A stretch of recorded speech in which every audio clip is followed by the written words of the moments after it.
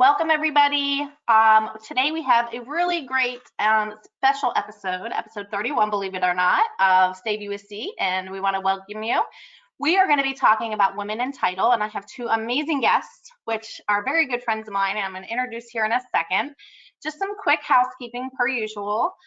We do record these sessions, and we will send them out in a follow-up and a recap of the session. You can expect it sometime this week. You're welcome to share it with your peers or whomever. If you have any questions throughout the webinar, please feel free to add them to the question section in your WebEx box there.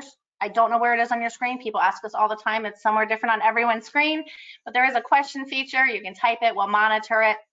If by chance we don't get to your question, we will certainly reach out to you and we will make sure to get it answered or put you in touch with whomever you need to get it answered. But I don't want to waste too much time talking about housekeeping because we have a lot to talk about today. Like I mentioned, we're going to talk about women in title, and my two guests are actually very dear friends of mine. So I first of all want to thank them for both joining us. The first one I'll introduce here, we have Cynthia Blair, which I'm sure most of you know as she is a past president of Alta. She is the owner, partner, and COO of Blair, Cato, Pickren, and Casterline. And then we also have Lisa Steele, all the way out from California, so nice and early for her, from Mother Lode Holding Company, and she is the COO. I had to actually ask them their titles because, as I mentioned, I am friends with them, so I just think of them as Lisa and Cynthia, but I thought maybe the world should know how important they are. So obviously they've spent some time in the title industry, worked their way up to where they are, and I thought that they would be great resources to talk about just women in title, how to kind of get to where you want to be in the title industry, how to get more women involved in title. And so before I get into some questions, I thought maybe we could kind of just open up and you guys could each kind of give a little summary or story of kind of how you got here or even into the title industry. So maybe Cynthia, I'll let you start with that and just kind of give us an overview of how you got here and how you got started. Absolutely. Well, for those of you who may have seen my speech, acceptance speech at ALTA several years ago, I sort of told that story about wanting to be a singer and then deciding that maybe that wasn't the lifestyle I wanted. So I went to college and majored in business and then decided to go to law school. And after law school I got an MBA after that. And then I was working as a public defender. So I was in the criminal defense arena and then began working with a lawyer who did some real estate.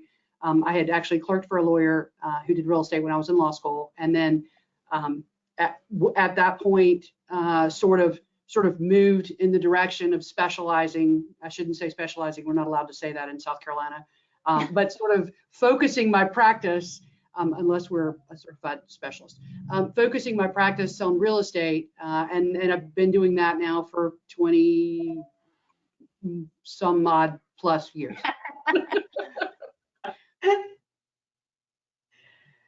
Well, my entrance was purely accidental. I was an ag major in college, so where else would you end up as an ag major other than title and escrow? I grew up with a father that was a rancher / real estate broker. So I had been introduced to the real estate world, many years prior to leaving for college. And the summer before I left for college, I actually did an internship at a title company and met some folks there. And when I came back from college, one of the sales people had now been promoted to a regional sales manager and recruited me into the industry. She said, "You were made for this business." So whatever that meant at the time, I didn't really know, but sounded great. She was a lot of fun. And I thought, okay, we're going to see where this goes. So, oh, wow, 20-something, high 20-something years later, here I am, started in sales. I was an escrow or settlement officer, depending on which part of the US you're in. Ran the commercial side of things, also ran a reverse mortgage division for our company. Had just, actually worked a lot of different roles in the industry. And that's the rest is history. I kind of just stayed in it once I got, they said it's like Hotel California, you know, you can kind of check out and never leave. I don't know. But it's a wonderful industry, and again, it was purely accidental, but it was a perfect accident. Yeah, we're going to talk a little bit more about the whole accidental versus how to get people truly interested in the title industry, but I'll share my quick little story as well. I know I'm on the technology side, but I wasn't always on the technology side, believe it or not. I was business major. Again, where else would I go but title, right? And when I finished school, I moved to North Carolina, and I got a job at a real estate company, kind of doing business admin stuff, and ended up one of the top broker asked me to come work on her team, kind of behind the scenes, and I kind of loved it. It was so interesting with all the different people, and you know, I had worked at a real estate office in high school, just answering phones on the weekend, which I also thought was interesting. And so I just kind of learned more and more until the point of I went to a different company and started doing closings, or well, not necessarily doing closings because it was North Carolina, but paralegal. I also have a paralegal degree from many moons ago. And I worked for an attorney who then decided to specialize in commercial closing. So then I would do a lot of the due diligence and go to like the town meetings, and you know, we want to make it a 2-story building, not a 1. And I don't know, believe it or not, I mean, that's how I knew I should obviously be in compliance and nerdy. I found it so interesting, and I just kind of fell into it because I liked the people that I was working with that kind of recruited me into it. But I don't have a family story like a lot of people in our industry do. But I mean, I definitely just fell into it. I had no, you know, inkling to be like, well, when I finish school, I think I'll go work at a real estate office and see how that pans out. But also many years later, you know, still in the industry, maybe at a different end of it in the technology side. But I do love it. I love having both sides. I love knowing like how to do the closings and how to make the software do it or easier, and all the different people and you know, the way that it works throughout the country. So I don't know. I've always felt it was an interesting kind of not so popular, kind of underrated industry, if you will. You know, when you tell people you're entitled, they're like, you know, nobody knows what you do, right? You know, at least I feel like with Cynthia, when you can say like, well, I'm a closing attorney in the South or an attorney state, people maybe have a little bit more, you know, grasp on what it is. But just the title industry as a whole, outside of our little bubble, most people don't really know what it is. So I think, and again, we're going to talk about it, but I think that's part of the struggle of getting people interested in it. So, but before we get to that part of our talk, I wanted to kind of talk to you guys, because we all have been doing this a really long time. And I don't think it's a big secret that even though the majority of the title industry as a whole is women, the majority of the leadership is not.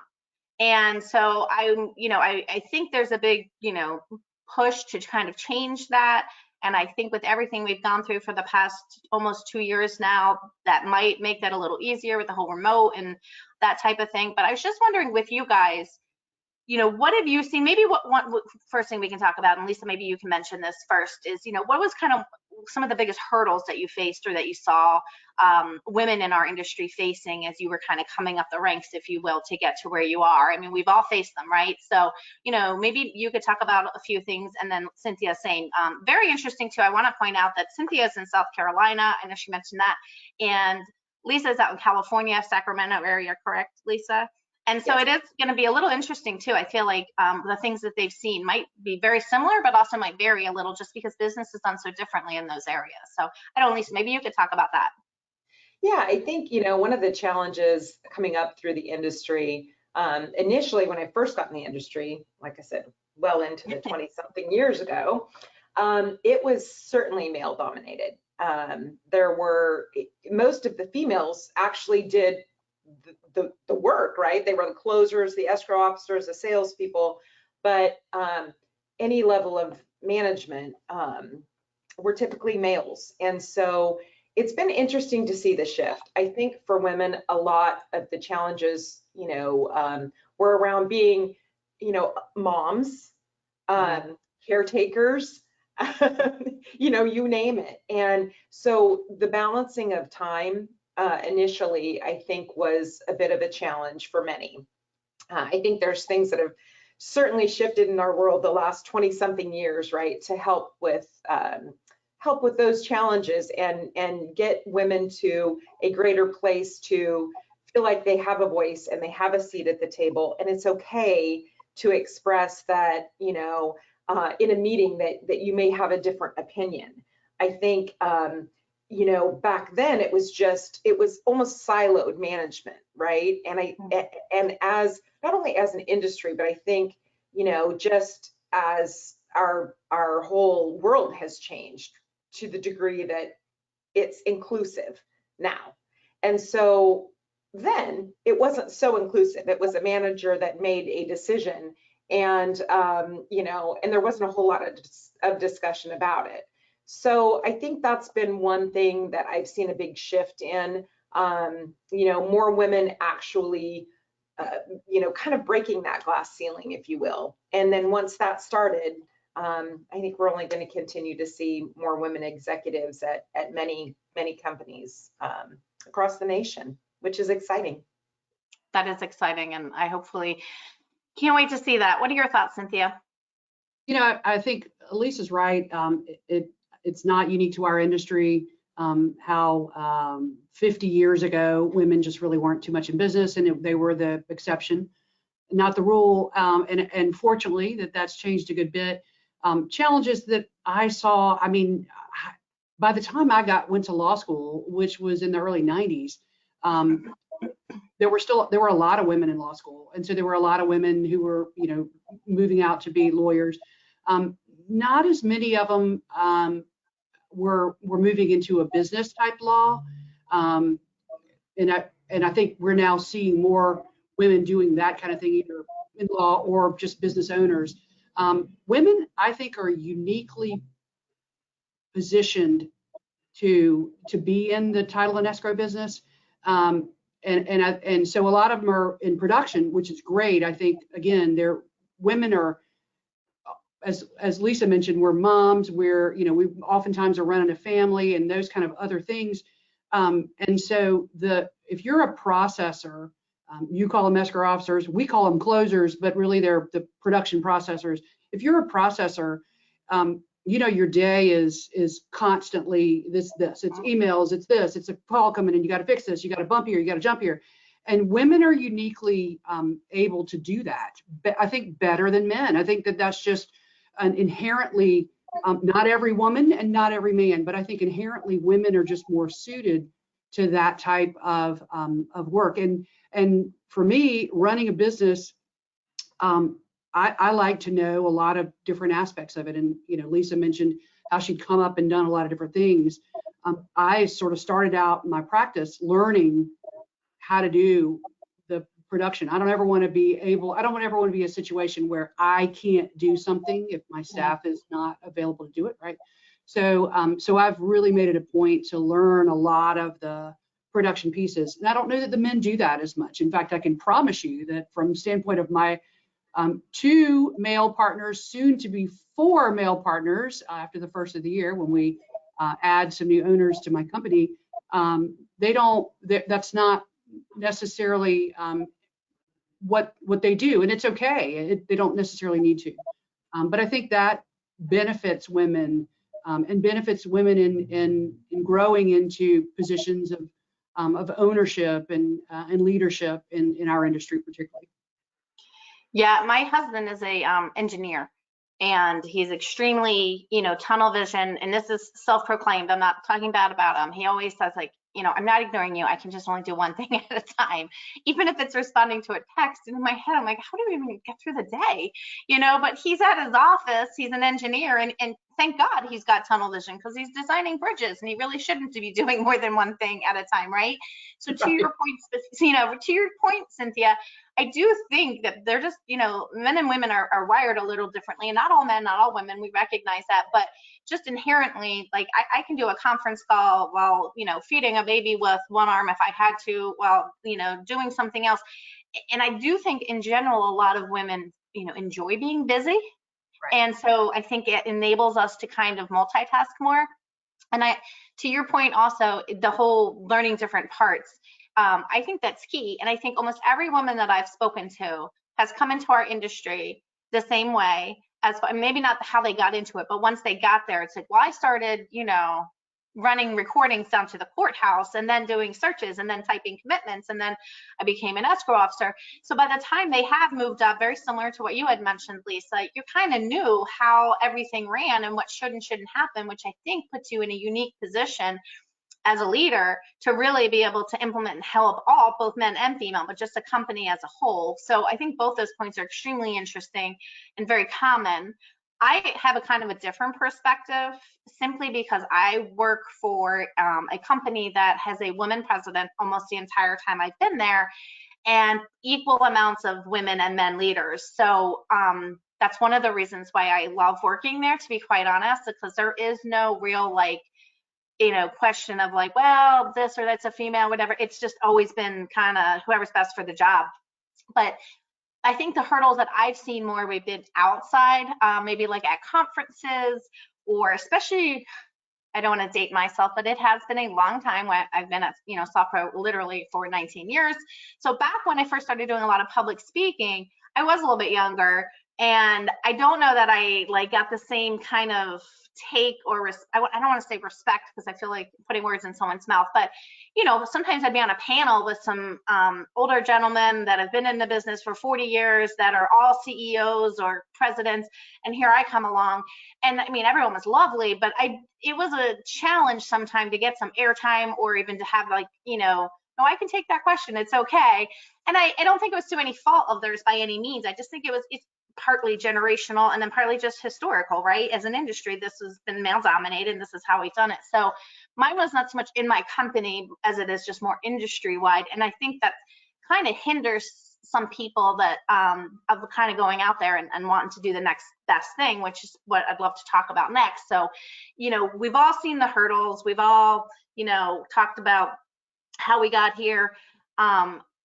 Two things I want to talk about is, one is, what do you guys think we can do, or maybe what you've done in your company? I know, Lisa, you guys have a pretty expansive footprint, and I'm sure you guys have done some things, but just kind of what have you done to kind of encourage more female leaderships, how to get more women interested in kind of taking it up to the ranks? I think we can talk about that, and then we can also talk about how to even just get more females interested into the industry, which is kind of a tough thing right now with COVID and just, women leaving the industry. So we can talk about that too. So I don't know, Lisa, maybe if you could talk about kind of what you've seen in your company, or if you guys have done anything, or even seen in another company, of ways to encourage women to kind of speak up and go for the next level. I will say real quick, Lisa was just on a very interesting panel on a very similar topic, or actually almost the same exact topic, at Alta One.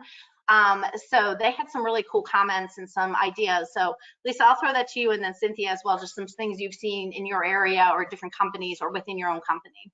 Absolutely, absolutely. Well, we're a very large agent. So we span 8 states. We have 1,200 employees, 78% women, approximately. And so one of the things we've done is really try to develop a mentorship program, because we don't have a formalized leadership program. But the good thing is we do have underwriters that have formalized leadership programs. So we've also been able to recognize that, that we can take, from just the beginning steps of mentorship and provide additional training and information and support all the way through, getting somebody ready to take on, a stronger leadership role with the help of our underwriters. So I think it comes down to communication. Many people are just born natural leaders, and then some are developed. Some, want and have a strong desire to be a leader, and some people go, oh, don't think that's for me. I just want to pound this work out, because at the end of the day, I'm done. I know what's on my plate. And I think the key is really having a management team that looks at everybody and says, okay, you may not want to do this today, but you're an amazing leader. You have all the talents and attributes. And so we want, to work with you on what your future looks like. And if it's not today, it's okay, because you're juggling 3 little children and, running to soccer practices and doing all the things that your life requires right now, but it's something you may want in the future. So we still encourage just that thought process of, you know, I truly believe that women can do anything they set their mind to. Maybe not all at the same time. And that I've learned the hard way. Yeah. But I do think that, you know, that is a really important message to get to all levels of our company. You know, we've had some new employees come in to branches that have very, you know, experienced staff that have all been, you know, at our company for 30, 40 years and have these brilliant insights and great ideas that, you know, they have chosen to speak up and share. And, you know, we always talk to our team about that. What an eye opener, right? You have somebody that's 2 or 3 months into the industry, but come in with this fresh perspective and share these wonderful ideas that you can implement in your branch or in our company that make it a better place. So I think the biggest thing is just encourage voices. I mean, we've built advisory committees on certain things. We give everybody a different opportunity to share their thoughts and opinions in different ways all throughout, you know, the year, whether it be an IT specialty or a marketing specialty or, you know, settlement or title. We just try to give everybody that voice. So. Yeah, you know, I'm going to go back to that session because of what you're talking about. 2 things. One, and I'm sure you remember, there's a gentleman in there, which I also love that there was so many men in your session. But his question was, how do I get the women in my office to speak up? He said, I have such great employees that are women, and then we'll sit through a meeting and then they'll come to me afterwards and say, well, actually, I have an idea. And he's like, why didn't you say that in the 3-hour meeting we were in? And I think that's a hurdle, right? A lot of women don't feel comfortable speaking their mind, especially in like a big group setting, which I do think is, you know, we're seeing that kind of go, not as prominent as before, but I thought it was so interesting. And he was looking for advice on how to, you know, and obviously there's all sorts of ways to do, you know, you talk to him beforehand, afterwards, but, you know, to your point of communication, don't just assume that everyone in your office is comfortable just speaking up because you provide that arena for it. And then also to your point of the whole mentorship, which I think is key in any position, I love that you pointed out, like, not everybody wants to be the top leader, and that's okay, because everybody can't be the top leader, but helping that person decide or determine what their path is going to be, I think is key. And we can talk about this in a little bit. I think that's a huge component of how to keep people in our industry. You know, in the end, it would be like, oh, rates dropped. Let's hire 10 people. Oh, rates are up. Sorry, we have to let you go. Like, there was no longevity. Like, it wasn't a career, if you will, but it was, but it wasn't. It was, you know, well, we'll ride this out until, you know, the rates go up or something. But sitting down with somebody and saying, you know, we have people you can talk to, we can cross train you, and actually, you know, working with them to say, like, well, where do you see yourself in 2 years or 5 years? Let's create that path to get there. It doesn't have to be the top dog in the office. They may say, hey, I'd love to just, you know, be a top closer. Perfect. You have, like you said, 3 young kids. Let's get you there. So those are huge things that I think are overlooked. I don't think people take the time to really cultivate employees that they have and can really, and they're not comfortable enough to come and ask for the promotion or the advice. So if you sit down and work it, and I don't remember the statistic, but it's extremely high percentage, and I just don't want to misquote it, but the number one thing when women leave a position is the only time that they'll ask for a raise. And they say, well, how come you're leaving? I say, well, because I need more money. And why wouldn't you just ask us for a raise? Where a man will walk in and just ask for a raise, right? I mean, we see it all the time. And those women will actually go find another job that pays them what they want instead of just talking to their current employer. So if you have set that, you know, in motion from the beginning, and they feel comfortable enough or have a mentor, and you know, well, I know once I reach here, I'm going to make this. I think that's huge. So I couldn't agree more with your comments. So, you know, Cynthia, what have you seen?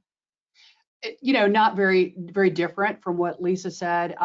We just in the last year began doing formal employee evaluations, and the evaluations are not so much of here's how you're rating, but more of goal setting. And it's not just hey, next year I want you to, you know, review this many title searches, or, you know, close this many deals in a month. It's more about what are your personal and professional goals, and how can we as a company get you there.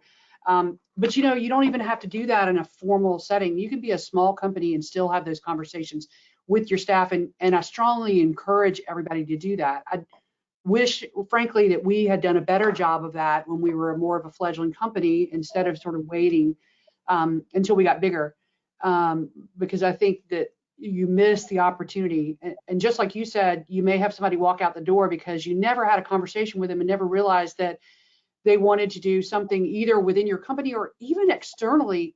I mean, if somebody has a goal to be, to ultimately be a triage nurse, and that's something they want to do, that's their dream, and they're working in title, I think we do ourselves a disservice if we don't recognize that perhaps helping them achieve that goal, while in the long run they may leave their company, but they're going to be more satisfied employee while they're with us, right? Those kind of things. I think if we do more of that, we identify leaders more quickly, and help cultivate them into those leaders, and we grow employees who feel valuable and they want to do a better job. Mentorship is extremely important. With our lawyers, we have specific professional development tracks. Now, I will be the first to admit that this year was the first time, again, we began doing that formally, and we sort of fell down on the job a little bit. We got super busy, and so we weren't focusing on that as much as we should. Just, being honest, right? It happens. We've recommitted.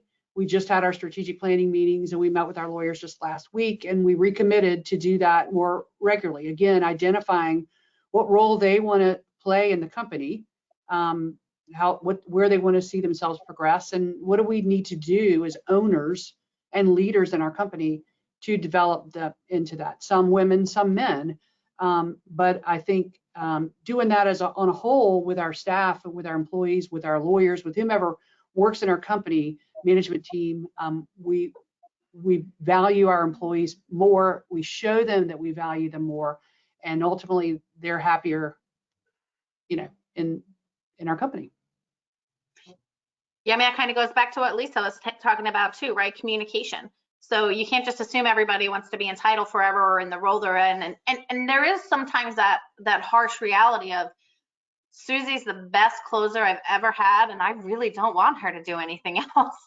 But Susie's not happy. So if she's the best closer you ever had, that sucks that you have to replace her, but she's probably going to be the best whatever you've ever had if you help her, encourage her to cultivate what she wants. So I think to your point too, with the reviews, we do the same thing. We don't, our reviews aren't like, well, you weren't nice to Joe this day, and you were 2 minutes late here. It's to kind of review like what you've done for the year. What do you want to do next year? Where does our team, where does, your role in the team fit? How do you want to make this happen?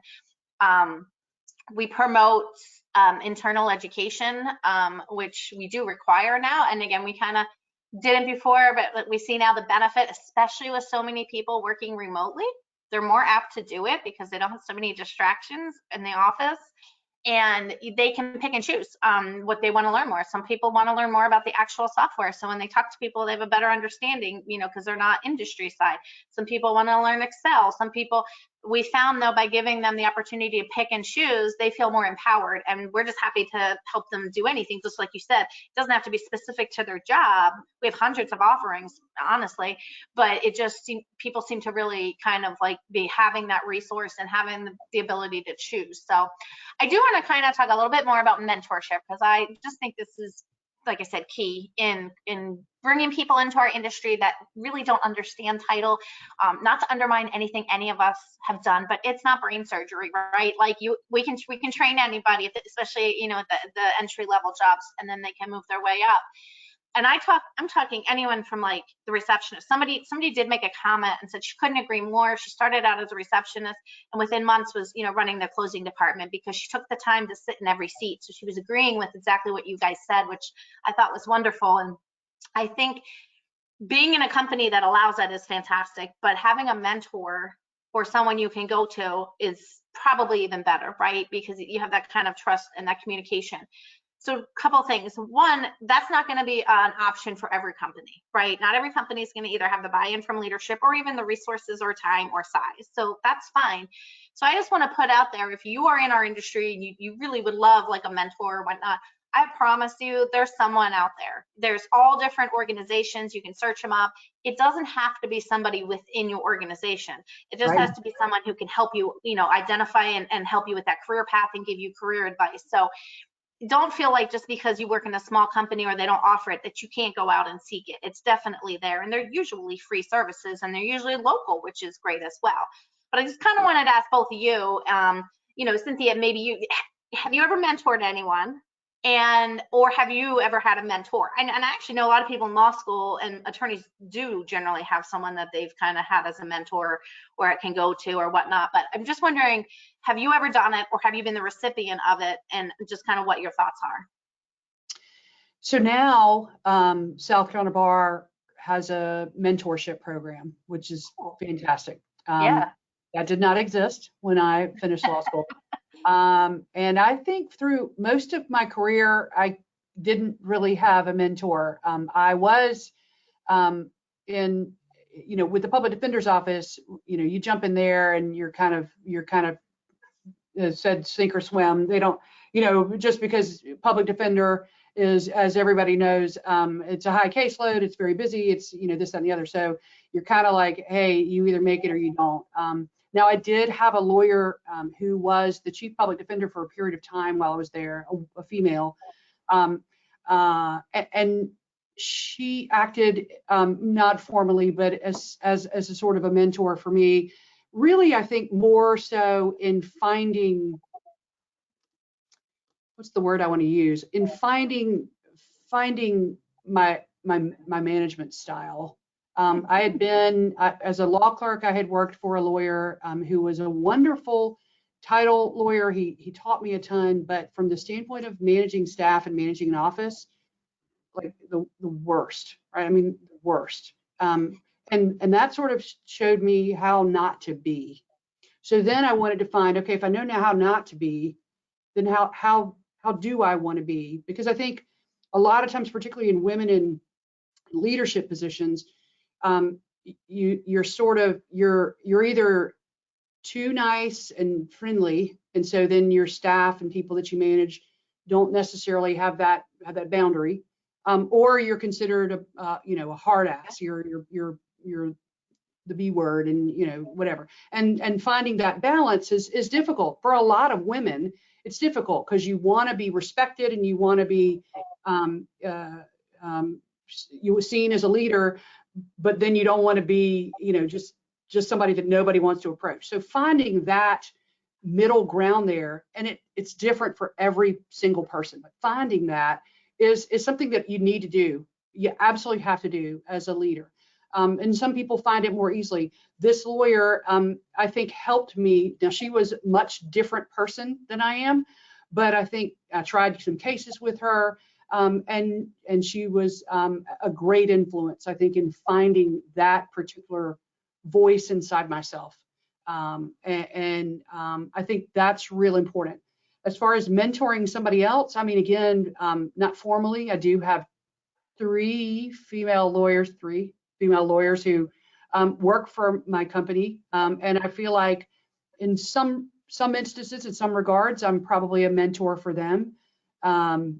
Some are younger lawyers and some are older, have been in practice for a little bit longer, so they need less time, less mentoring. But I think that I do fill that role in some regards to them, and also some of our staff people. I think probably I'm a little bit of a mentor for. So I do think it's real important, no matter what role you're in your company, that you seek somebody. And like you said, Leslie, it doesn't necessarily have to be in your company. It may not be, but there is somebody out there who can help you along in your career. And I think it is real important to find that person or people. Maybe it's more than one. Yeah, I couldn't agree more. Lisa, what are your thoughts? Well, first of all, I want to add one more thing to Cynthia's repertoire here. I think, Cynthia, you sold yourself a little short on the American land title side, because 100%. that you established yourself as a mentor and a role model. You were a very, strong woman that came in as the presidency at a really young age. And I think that you really have done a great job at being a mentor and role model for many through the American Land Title Association, which is another resource, certainly for everybody. I think, I talk about the strong women that I have met through that association and that I keep in touch with. And, I consider them friends as well, and many mentors there. If I look back early in my career, I had kind of the similar situation as you, Cynthia. I think, I had a lot of great leaders and bosses, and I had some not so great leaders and bosses that I was like, okay, take note there. That was not fun. But there's, there have been certainly a few individuals in my life, and two of which are men, and one of which is a woman, that have really, I think, shaped me into being the person I am today, through, just support. And, I am a very transparent, forward person, right? So I say it like it is. And as you mature, you learn that there's, additional tact that goes with that. And I think, for me, that was kind of fun to have people, say, my gosh, we appreciate that in you, but maybe a hug, while you're saying it, right? I'm like, oh, dang it. All right. Because I get really passionate about things, right? So I had to temper that portion. What was cool about that is it was advice that it was tweak it a little bit, but don't change who you are. And I think that's the most important thing about a mentor. And, women especially, it's like we all come with different personalities. We're passionate about different things. The one thing I have learned through all of my mentors is just be authentic. You are who you are. Don't try to be someone else. Don't try to have the same ideas as your peer or your counterpart. Speak up. Don't be afraid to speak your piece, because that's why we want you. If you're part of an executive team and you all have the same opinion, that's not a good place to be either. So there were, really three significant people, and one of them is now serving as the chairman of our board, and she was the CEO when I came on to Placer Title. And Marcia Emmett Spence has been, just invaluable in that regard for me. I think, she is a quiet, very quiet force to be reckoned with. So it's interesting because I don't know if you can tell, but I'm not that quiet. I mean, you two know that. But so we are very different people. But it has been, really nice to have her experience that she's shared throughout the years, kind of as a compass for me as well. So I think we all kind of fall into our own. And as far as mentorship, I try to be a mentor to anyone in our company that says, hey, I would love to, further my career. I would love to learn some stronger management and leadership skills. We don't have a formal program. We encourage all of our mid-level managers to be mentors to their folks. And as an executive team, we keep a very open door. And, I just met with people that have come in and said, hey, someday I'd love to sit in your seat. What advice do you have for me? That kind of thing. So it's very informal. But again, the American Land Title Association is an amazing place to meet fantastic women. It's where I met you two wonderful women. So, I think that's a great place to participate as well, to find an excellent mentor. Yeah, actually, I have to echo that and say, even if you're in a company and you're not allowed to go to the conventions and things, just that your company, that you're not in a position to do that, there are still committees you can serve on, and be remote, and where you meet great people. So I thank you for saying that, Lisa. I would encourage everybody on this webinar to take advantage of the resources and the people you can meet through American Land Title Association, whether you ever meet them physically in person or whether you just meet them virtually. Yeah, I'm going to echo that too. I'm going to, beat a dead horse here. Again, that's where we all met, right? We're fortunate to be with companies where we can remain extremely active. And like Cynthia said, you can always do committees, you can do them remotely, but just their website alone is endless resources, and you can reach out to anyone there. They're all lovely. They'll all help you or put you in touch with whomever. I'll add to that, your state land title association is full of people who are more than happy to help and might be, a good starting point for people.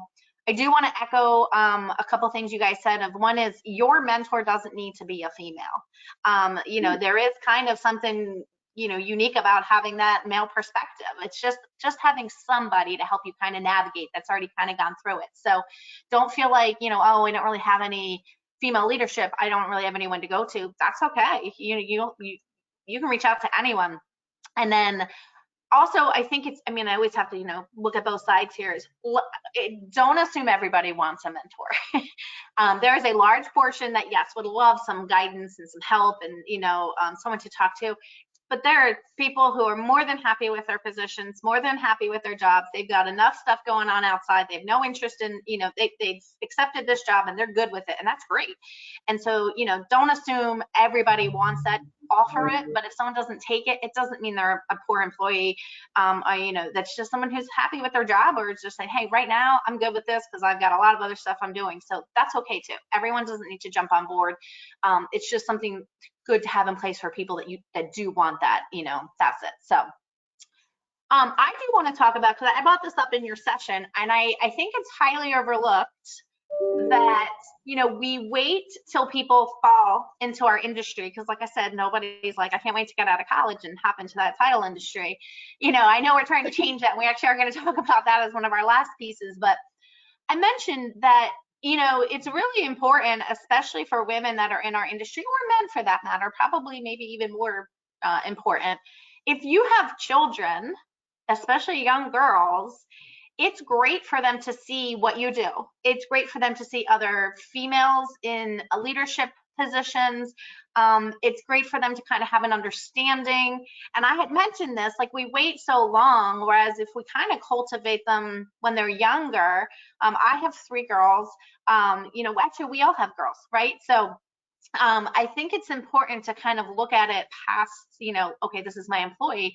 The whole idea is to, encourage and promote women in any industry. We're talking about title because that's what we know, but really in any industry, I always think it's so interesting that you teach them when they're young, like, no, just, listen to what this person has to say. Don't be rude.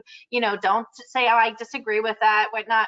When we really shouldn't do that. I mean, obviously I teach them manners. I teach all my kids manners, but like, I have a great example. I have a real smart cookie in my oldest right now, and I can't even help her with her homework. And she had the other day, she came to me, she's like, my grade is wrong. And I'm like, okay, like, what do you want me to do about it? Like, and I'm thinking she got a bad grade. She's like, well, my percentage should be a 98.9 and it's a 96.7. And I'm like, okay, like right? I'm like, yeah, horrible, horrors.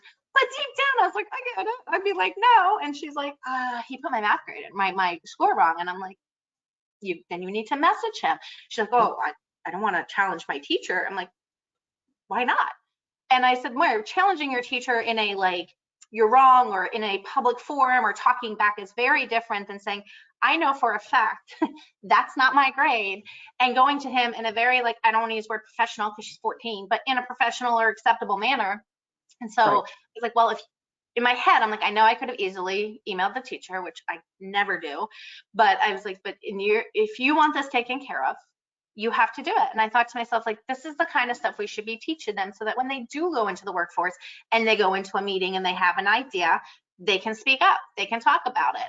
And, she did. She asked if she could meet with him after class, and he was immediately changed it. It was no big deal, but I mean, she was very nervous to even go to school that day.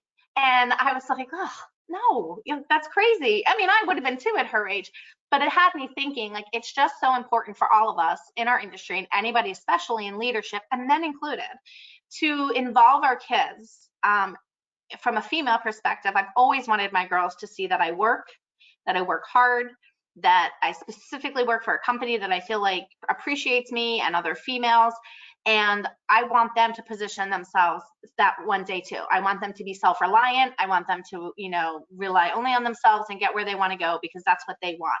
And so when we started doing all these talks about women in title in our industry and how to empower them, I thought we really need to start empowering them when they're younger and teach them it's okay to have a thought. It's okay to speak up. It's okay to disagree. So I was just wondering because I know both of you have girls. Cynthia, your daughter is about my age, and Lisa, I know your kids are a little bit older, but I'm just kind of your take on that. And I think, Lisa, in that session, you even mentioned that you had your daughter intern, right? I did. I had her intern one year. And it was interesting, right? Because they always heard a lot about the industry and what I did, but nobody could ever explain, right? That somebody would say, what does your mom do? I don't know, something with houses. I'm not sure, they were like, well, I don't know. It's something with a lot of paperwork, and it's related to buying and selling houses and property, whatever. So she came in and interned one summer, and it was the first month, and it was the end of the month, and we were sitting around the dinner table that night, and she quietly sat there for a minute, and we were talking about our day, and the whole, family was chiming in, and she said, I just have to tell you all one thing. She said, all these times when mom has said the end of the month is no joke, she said, it is no joke.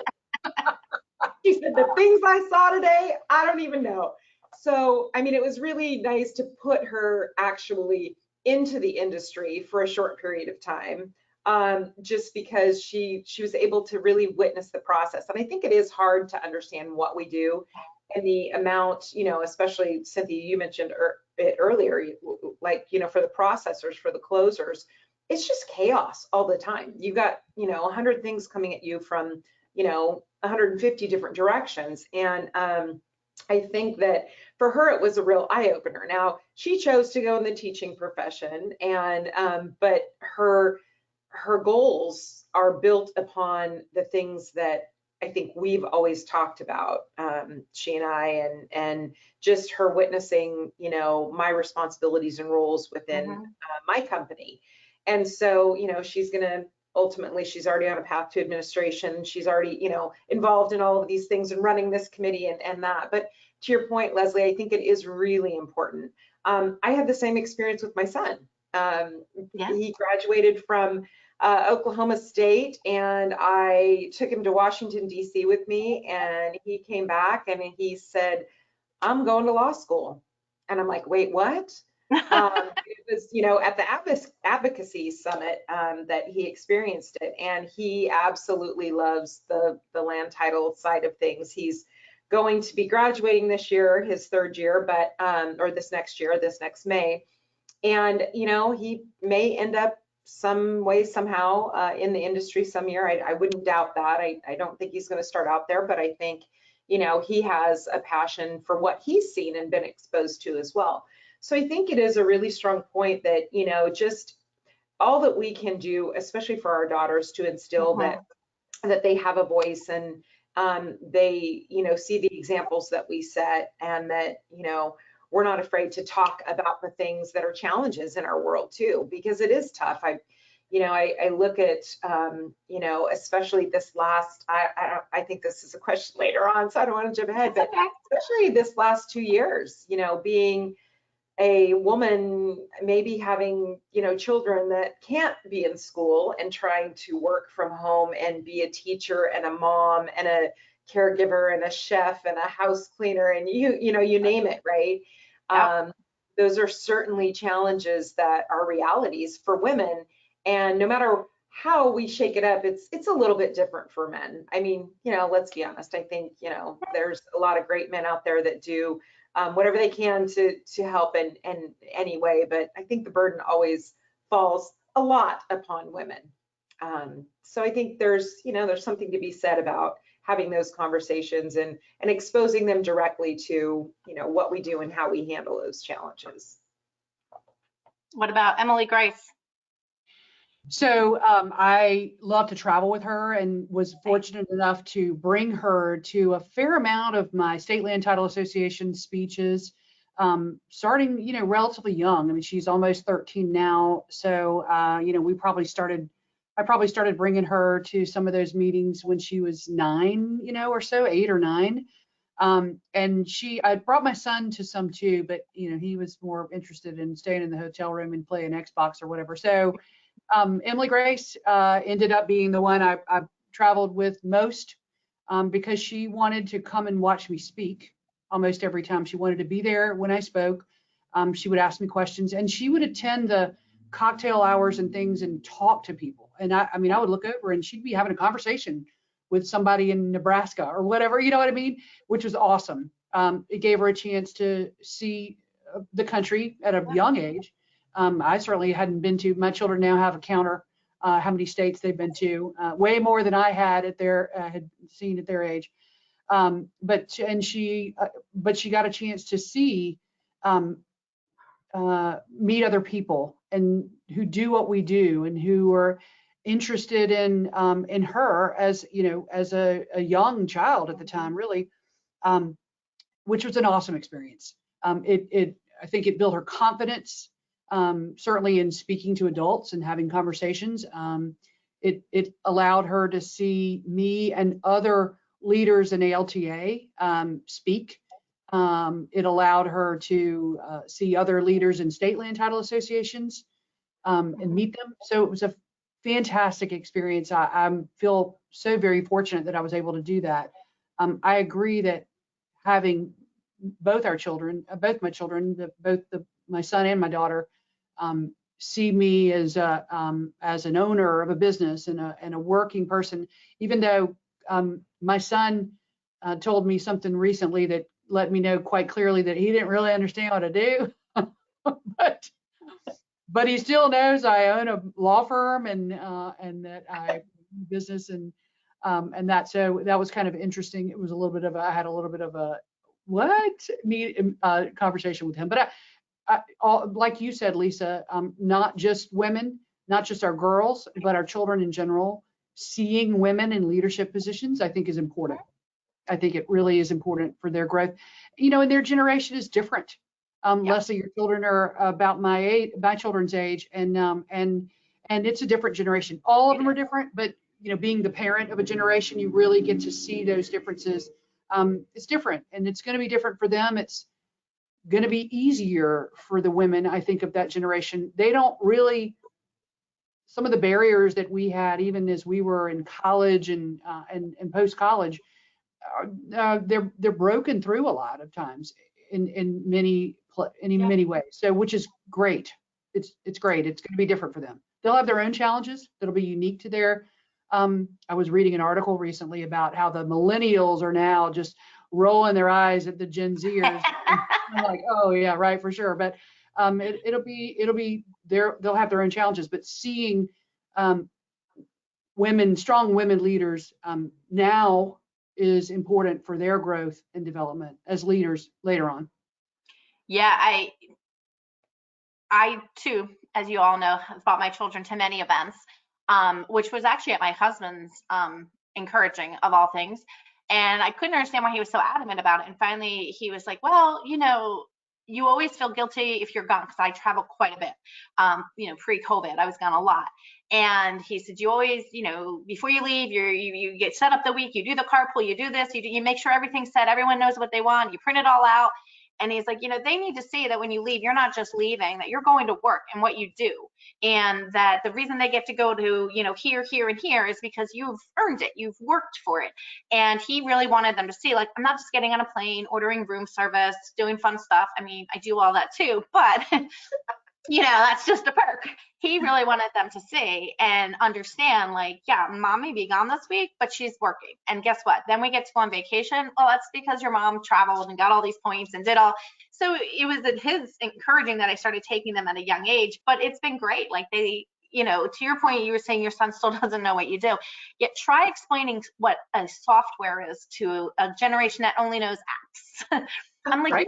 Like software, they're like, no idea. Like an app, I'm like, kind of, So for them to be there and see it and be around other strong women and men leaders and people, like you said, people talking to them, it's been really good for them. And for me, I don't feel as guilty when I'm gone because I feel like they know I'm out working and such. So as a whole, I just think it's important to involve our children, men and women, in our careers. So, well, I know we're like coming down on time, but I do want to talk about 2020.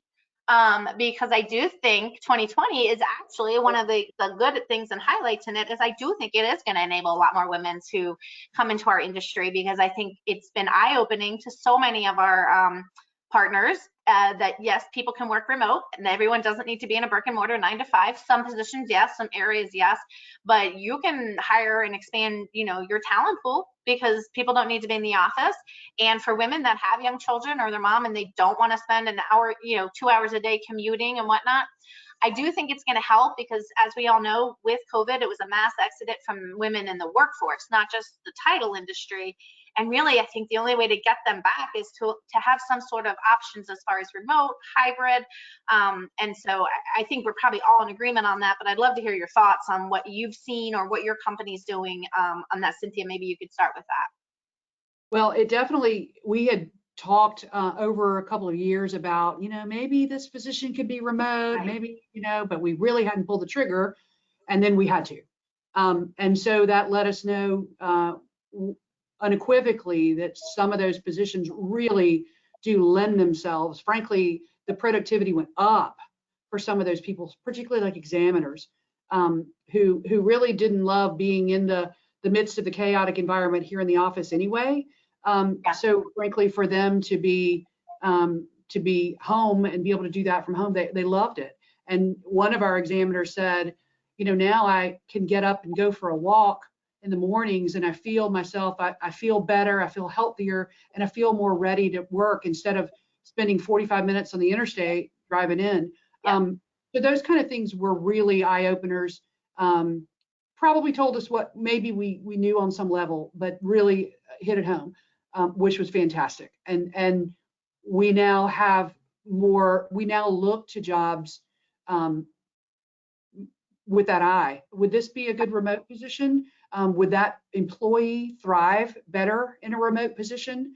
It allows for, I think it allows for flexibility and more control with regard to business continuity, because if everybody's sort of set up to be able to work from home, then you do have a disaster, or you do have, we don't have snowstorms here, but you do have something like that happen. It's no longer like, oh my God, the office is closed. Well, what do we do? It's now we can deploy almost everybody to a remote job. So I think it helped in a ton of ways, and certainly gave our staff flexibility when their children, somebody, a single mom, and the child is sick, and now it's no longer, well, they're just out, and you got to lose that. They now can log in from home and do a good bit of their job from home, and depending on what type of job it is. So it was that would be one of the silver linings, I would say, that came out of 2020.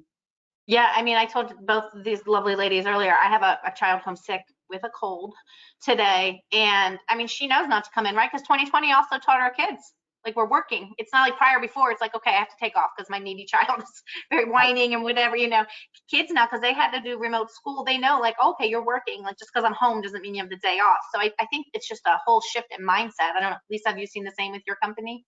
I agree. I think, it's been said many times. I was just at a leadership event that one of the underwriters put on last week, and somebody stood up and said, 2020 couldn't have happened without all the women in this industry, because we had to pivot, right?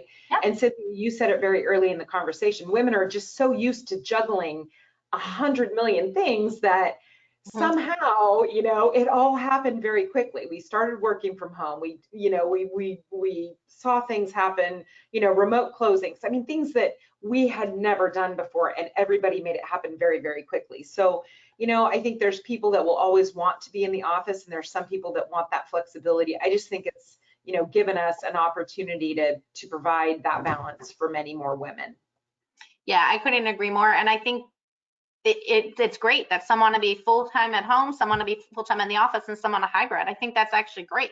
And I think also from a small firm perspective, it allows you to expand without expanding your brick and mortar, right? It's a low cost level to expand your staff. So I think there's so much, we could do a whole episode on the benefits of working remote in our industry. Obviously, full disclosure, I've been working remote for 19 years, so I'm a big proponent of it. When I go to the office, I'm like, ugh, oh my God, I got nothing done today. I got called into every meeting, or, you know, there was birthday cake all day long in the break room. Like, this is crazy. So I agree with both of you. So sadly, because I could talk to you two all day, I think we're closing in on our time, but I did want to just give you each just like a quick, you know, moment to talk about, you know, maybe just the best piece of advice that you could give any females out there that are either currently in there, that are trying to, like, you know, maybe, like I said, figure out a way to move up in their ranks, or maybe just how to, you know, bring in more female employees into our industry. Lisa, I'll start with you.